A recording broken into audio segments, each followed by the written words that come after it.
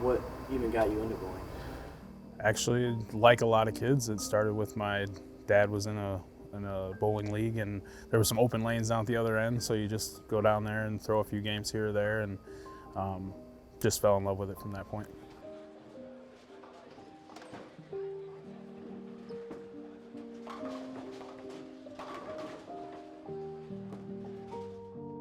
I was fortunate enough to have somebody that wasn't overpowering. Like, if you want to do it, do it. If you don't, it's okay if you don't. So I think that was what allowed me to be myself and just kind of do it, my way with his guidance. So I would say he was a large part of my growth in the sport. From a younger age, one of the things my dad did as he was trying to learn more about the sport, as he was just a youth coordinator and coach here at the bowling center, he would take some of the courses, so your USBC Golds and things like that.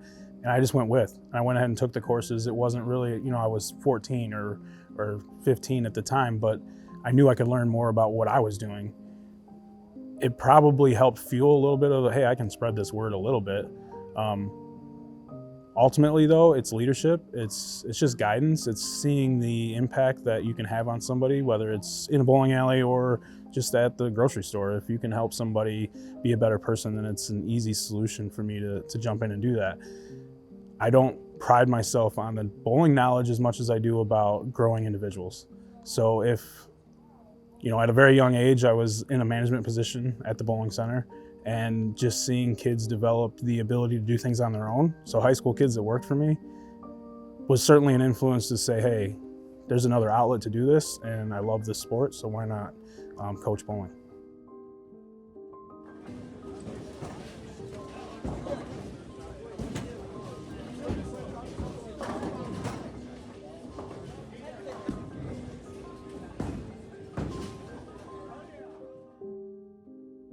So my best friend was a year younger than me in school. So the first year out of high school, I was in the background watching. He was a member of the team and went to the state tournament and things. So I followed him that entire season. I was at Rock Valley at the time, bowling for them. The following season, Jim Heescott took over the boys program again. He had been with the girls only and come back to the boys program. And ultimately, I was working here at the bowling center and looked down and seen Jimmy could probably use an extra pair of eyes or an extra set of hands when he's running practices and things, and just asked the question. And from that day forward, it was pretty much a lock that I was going to be involved in some capacity.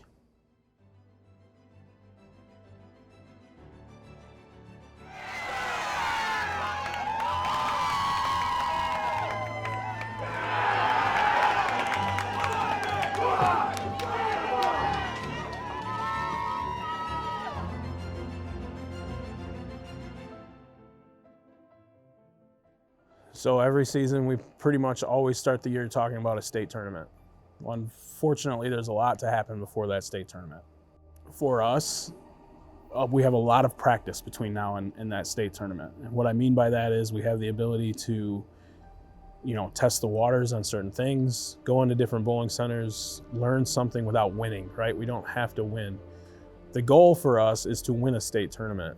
That seems like a lofty goal. If you talk to most of the teams in our conference, they'll say, I want to win maybe even only one match, right? They have they really want to beat Harlem, or maybe it's, we would like to just make it out of regionals and bowl the sectional. And here we are talking about how are we going to win the state tournament? So we have to dial back, right? We got to pay attention to the small things in front of us, focus on what's coming up either today or tomorrow or maybe this weekend. And what can we learn from it besides winning?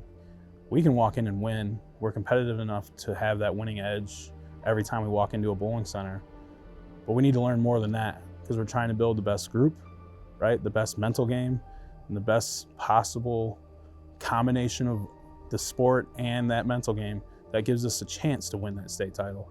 And when we get there, then we'll focus on winning that. So I would say when I was bowling, it was a lot of going through the motions. Not to say that was anybody's fault or a lack of dedication from coaching or even players. It was just a different level of competition, as we spoke about. But As high school bowling for boys became a sport for the IHSA, it changed kind of your outlook on it. Like, oh, we can get the recognition that, you know, we've been watching these girls teams get for years now. And I think that certainly started a trend to want to be more of a winning team or program.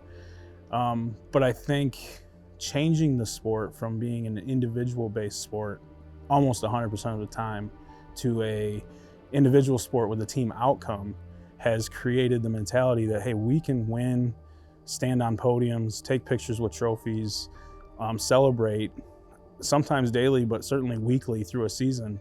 And just that idea, I think, is what has driven our program to be better or stay great strive for that every day.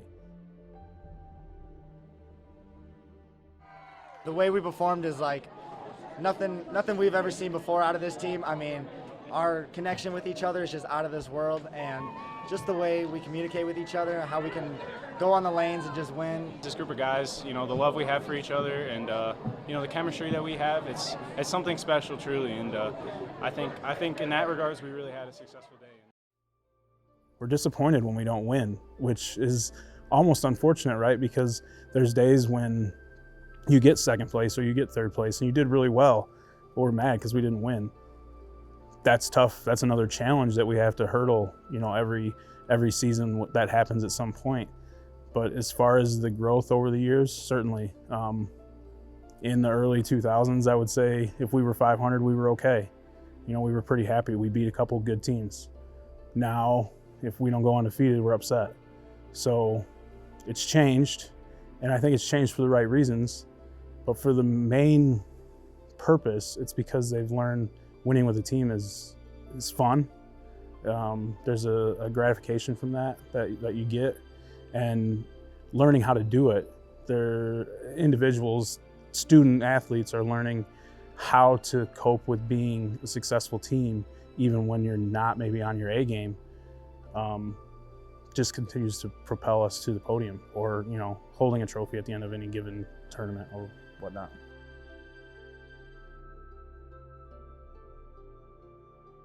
I'm watching a team right now that is maybe as good as any team that we've had, say from a top to bottom roster stance. That doesn't necessarily make you the best team, right? And I've been in this position. We had a team, we're going, 9 years ago now, that from top to bottom, that roster was pretty much untouchable individually. If you went to any individual tournament, they were 4 or 5 of the top 10 every time. But when you put them together, they didn't have that chemistry, and they didn't build that reputation of we're dominant as a group. And so to see that, how that played out and the things that happened that ultimately ended in a second place finish at the state tournament, which is nothing to be mad about, right? That's certainly a decent year, or a good year, really. I've tried to make sure that I don't witness those things happening again. Because again, I have a lineup where on any given day, the majority of these kids can win something individually, but now we've got to put it into a team event and make sure we focus on the right goals, and keep in mind it's going to take the entire group. But I learned something, 9 years ago with that group that has certainly helped me so far this year with this group. And it might be just as simple as reminding them that it's one team, right? We're all one group. I know that sounds simple, but it's more of a challenge than that on a daily basis. I try to remind them as often as I can that there is something to learn here that maybe isn't necessarily how to throw a bowling ball. There's a whole lot of life to live after being 15, 16 years old. So there's things that I just remind them that, hey, I'm just trying to help you be that better individual right now, or learn how to clear your mind for that next shot. Whatever the lesson is in the moment, there's always that reminder to them that this is something I want you to learn for a lot of reasons, not necessarily just because I need you to strike for us to win right now. No, it's because I want you to have the ability to clear and execute whatever you're doing. So just bringing that mindset to a coaching role which brings us kind of full circle back to why there's a need to have some people that are more bowling driven coaches, or my assistant coaches have more knowledge maybe about the sport of bowling, but how to clear that mind, to have that level head, to understand that, hey, what's happened, and we move on. That's kind of like, that's where I pride myself and what I try to bring to the table, and allow these kids who are coming into the program already pretty good at this sport to just do them, right? Just be them, execute themselves the way they've already learned how, with some guidance from coaching for sure, but hopefully some mental guidance, or a little bit of support system from that side of things. Second in the entire state of Illinois. So let's give a congratulations to the state runners-up in 2025, the Harlem High School Varsity Boys Bowling Team. 2025 Conference Champions, Regional Champions, Sectional Champions, and State Runners-Up. It really just circles back to respect, right? It's having respect for what you're doing, why you're doing it, not just going through motions, whether it be with, a basic conversation with a student athlete on a Tuesday afternoon, or Saturday mid-tournament when somebody's really having a struggle.